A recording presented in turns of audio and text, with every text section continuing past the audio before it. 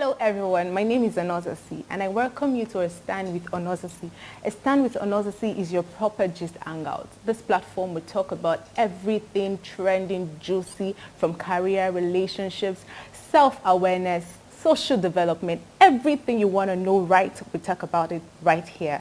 And I will not be discussing alone. I have my discussants with me. Of course, I cannot trash them out all by myself. But before you meet them, we'll go on a short break and we will be right back.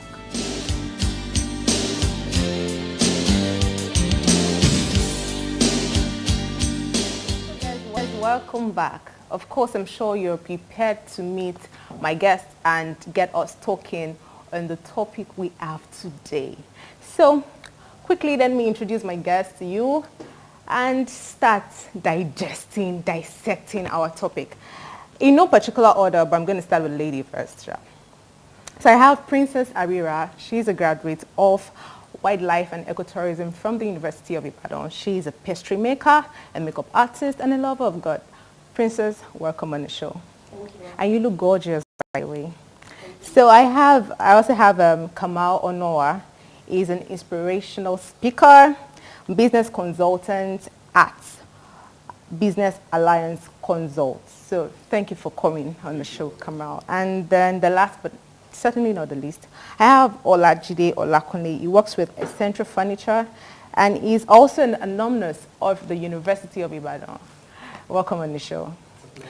It's intentional that I have a lot of UI people here, right? Did I finish from UI? I don't know. Google that. So our topic for today is office rant. And I'm sure you're wondering, what do we want to talk about? There's so many things to talk about. I know there are so many annoying, very pretty annoying things that happen in an office environment. That crazy colleague that never gets the job done. That demanding employer. And the overtime that has no extra cash, but when you do not do the overtime, you get fired. Oh my God, there's so many things to talk about, and I'm sure you're warming up. So sit down, relax, because this is going to be a very sweet and interesting ride. Now, let me ask my guests, what do you think is the most annoying thing that happens in an office environment? Let me ask Princess first. Princess. Office relationship, I must confess, is the craziest of all. Office relationship, what kind of relationship now? Maybe friends with benefits. Some bosses will tell you, count the friends with benefits. I've actually encountered that before. Working with a boss who loves ladies a lot. He's very, very promiscuous. When I mean promiscuous, I mean he sleeps with anything in skirts. So once anybody comes in, you throw it just at your face. Just like, and once you succumb, that's the end. He sleeps with everybody. And imagine a boss sleeping with everybody, sampling everybody. And they will now start fighting. Man, that man has a lot of spam. Oh. He's such a crazy guy. Crazy guy. Very, very crazy. So now, guys, very good. So, she just said something now, that office relation, friends with benefits. So, what do you think about it? Is it true or false? Well, I've seen, based on experience, I've seen some people in the workplace who have relationships that actually turned out well.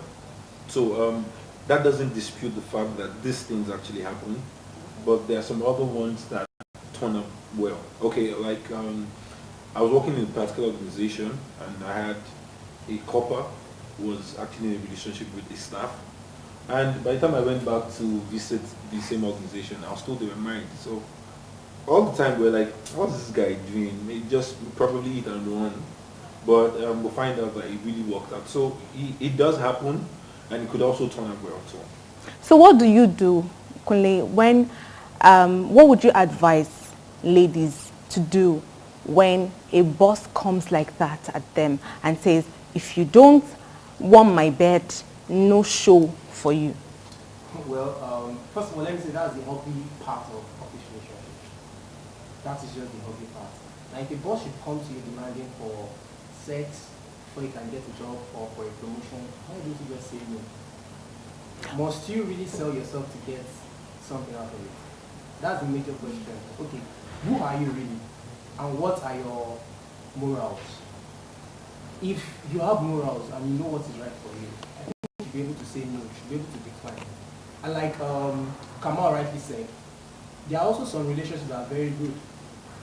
And okay, let me have something here too. There's another kind of relation that might be bad. For example, we're dating the same department and we broke up after 2 months and we are still working in the same department. What do you think will happen in that department? A lot of bad blood, actually. So me, I would just say no to office relationship. No to office relationship. So you've heard now that not all office relationships are bad. But Kunle, you said something now that if he comes and he says, come warm my bed, you run away. But let's be very realistic. In this time of no job and the girl is so desperate, she has a family to feed and somebody is just saying, come, just do this and I'll get you a job, I'll give you something. Don't you think it's very, I don't know, it's very slim for you to just say no, just no to such an offer? Yes, I get your point. And the truth is this thing actually happens regularly. I've had countless ladies come to me and just tell me that, what do you think? My boss just said, if I have to get the job, I have to do some things I can't do and I don't want to do. It's actually hard. It's actually a dilemma, sincerely. But the thing is this, what do you really speak of yourself? That's the question I asked them. What do you really speak of yourself? Is it because of the money? Now, it's not that this person cannot get a job somewhere else. It's not that this person cannot do something else. It's not that this person does not have another idea generally. But the thing is, it's because of the money.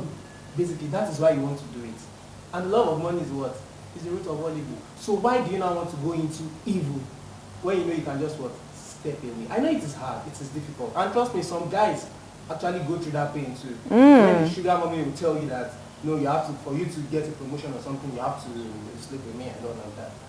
So you just have to decide. You just have to move on. Basically, for me, I would move on. I know it's hard. I know I'm going to lose a lot of benefits, but I just have to move on. Okay, so quickly, the second question. How do employers encourage unhealthy competition in an office environment? Okay, like she rightly said, so many times bosses, just because they have relationship with a colleague of yours, especially the female folks, so they tend to favor them more or appreciate them more than every other person. So they get preferential treatment, even when they don't deliver the job. And sometimes you might be in an organization for so long, and just because she's your boss's mistress, she gets to grow or rise faster than you do. So these things, I think we need to start checking these things in the workplace. We should put sentiment out of the workplace and particularly concentrate on the performance and productivity, basically. And that's one side to it. And now the second side to it, I would love you guys to also trash out is, most times when you want to get employed, they say, can you work in a team? Do you have team spirit and all that? But when you now come into the office or you start working, then your boss says, there is nothing like it. You're not working as a team here. Get this thing done. If this person fails, collect it from the person and just move ahead. So is that not a contrast, or is that not a conflict sort of? Like they tell you, can you work as a team, and then you come in and then everything changes. Well, to me, I think all company policies are just whack, basically. Before you come in, they give you a set guideline that this is how you do, this is what we operate, this is how it's going to work out, and when you get in, it's something different entirely. You might be told 8 to 4 o'clock you work, and next thing you are working till 7 o'clock. You might be told there's no extra hour, or maybe when there's extra hour, you'll be given some pay, and nothing like that will just happen. Your boss can just come and tell you that, no, you can't leave here until you finish.